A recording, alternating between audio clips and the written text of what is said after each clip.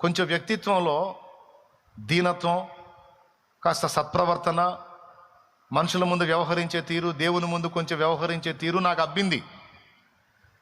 నాకున్న శ్రమలు, సమస్యలు, బాధలు పసిప్రాయము నుంచే నా హృదయం నలుగుతూ వచ్చింది. పసిప్రాయము నుంచే నా హృదయం గాయపడతా వచ్చింది, నలుగుతూ వచ్చింది. అందలాల మీద నేను పెరగల, భోగాల్లో నేను రాలా, కఠినమైన పరిస్థితుల గుండానే నేను ప్రయాణం చేశాను. ఆ కఠినమైనటువంటి పరిస్థితులు నన్ను దీనుడిగా చేశాయి. కానీ నేనున్న అనుభవాలు నా పిల్లలకు లేవు, నేను పడిన కష్టాలు నా పిల్లలకు లేవు, నేను పొందిన అవమానాలు నా పిల్లలకు లేవు, నేను పొందిన ఆర్థిక సమస్యలు నా పిల్లలకు లేవు,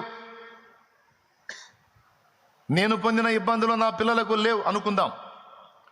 అప్పుడు నేనేం ఆశిస్తాను తెలుసా? శ్రమలు నన్ను దీనునిగా చేశాయి,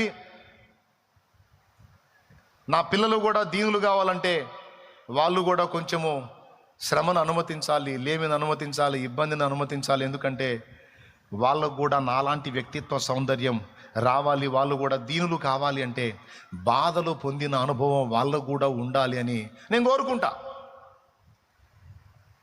ఎందుకు కోరుకుంటా నేను? ఎందుకంటే వారు దీనులగున్నట్లు, నేను పొందిన వ్యక్తిత్వ సౌందర్యం వాళ్ళకు కూడా వచ్చున్నట్లు, వాళ్ళు కూడా ఇప్పుడు ఉదాహరణకి ఆకలి కొన్నవాడిని, దీనుణ్ణి అర్థం చేసుకొని నేను చేయదగ్గ సాయం చేయడానికి ఆ బాధలు నాకు అనుభవం ఉంది కాబట్టి ఏదో నాకున్న దాన్ని చేయగలను. అదే మైండ్ పిల్లలకు కూడా రావాలంటే వానికి ఆకలి బాధ తెలియాలి, వస్త్రహీనత తెలియాలి, లేమి కలిగి ఉంటే ఎలా ఉంటుందో తెలియాలి,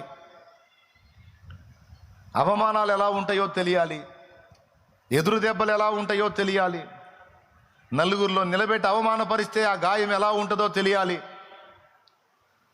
అప్పులోళ్ళు తలా ఒక మాట అంటే ఆ బాధ ఎలా ఉంటుంది తెలిస్తే అప్పులు గల వాళ్ళని ఆదరించగలుగుతారు.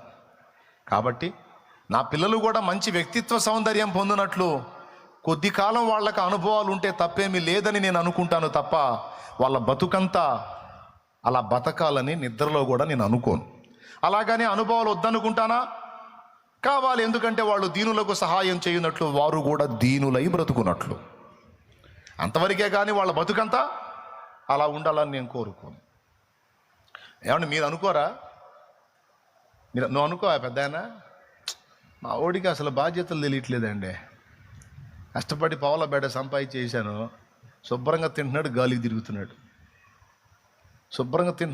తిరుగుతున్నాడు, ఏందిరా అంటే నన్ను దనబోతున్నాడు.